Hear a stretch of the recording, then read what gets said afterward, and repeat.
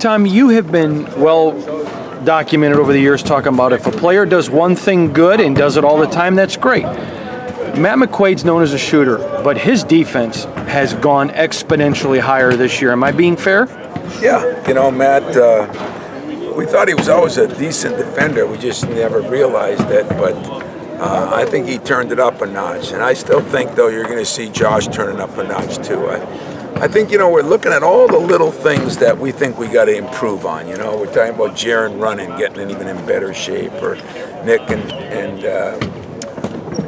Gavin with their free throws. But one thing defensively, we got to make sure that our offense doesn't dictate our defense. It's done that with Josh a few times. It's done that with Nick a few times. We got to make sure we're playing this end of the court at a high level if this end of the court isn't going as well. And that's kind of one of the things we talked and harped on in our meeting this morning and our practice this afternoon. I remember since that Rutgers game, Nick has been pretty consistent for the most part. Going back to Ohio State now, yeah. You talk to him a little bit more about keeping that focus? Exactly.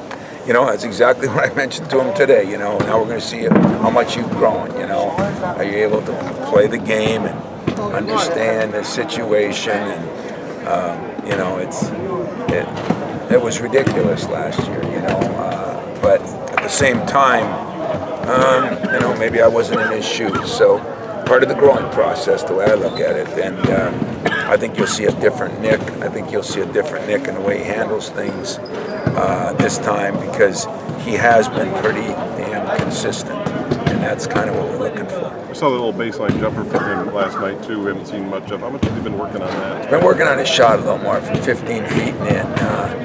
EJ and him, they've been working on that, and when he starts floating, if he stays solid, he you know, it doesn't always look the best. You know, he's still working on that.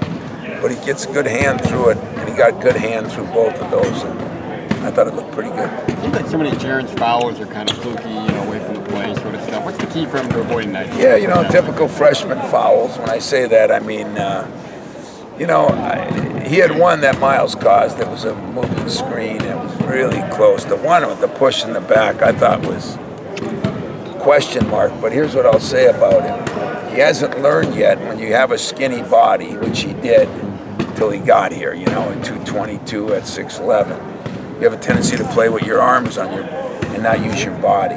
Now that he's grown into this new body that, you know, everybody tries to protect their body with their arms. And anytime you extend arms, especially that have a 7'4" reach, you know, you're going to get called for that. So he's got to learn to play more with his body and wedge guys out instead of playing with his arms, which, even though I think that was question mark, that's what happens when you play with your arms. What stands out on film to you about the Buckeyes?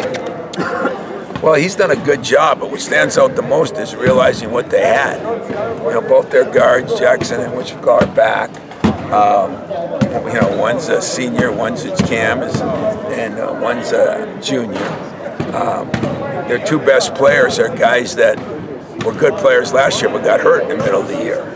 And, you know, especially Tate. And of course, Diop's having a hell of a year, but he was a pretty good player as a freshman.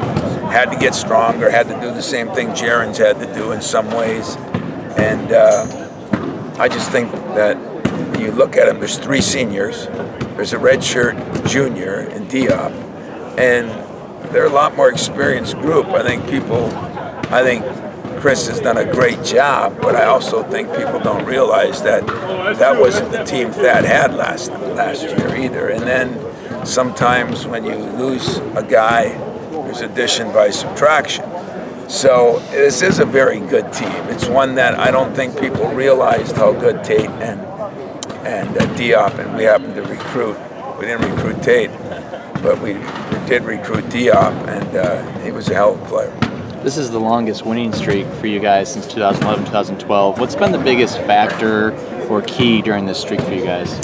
I think we bought into being very good defensively, even better than 11 and 12. And so we're pretty good defensively. I think the depth, when we wear people down a little bit by playing a lot of depth, it's been more consistent. So I think consistency might be one of our keys, solid defense and consistency. And yet, got to get so much better at our cutouts, and with consistency there, or, you know, Jaron and Miles going to the offensive boards more, consistency there.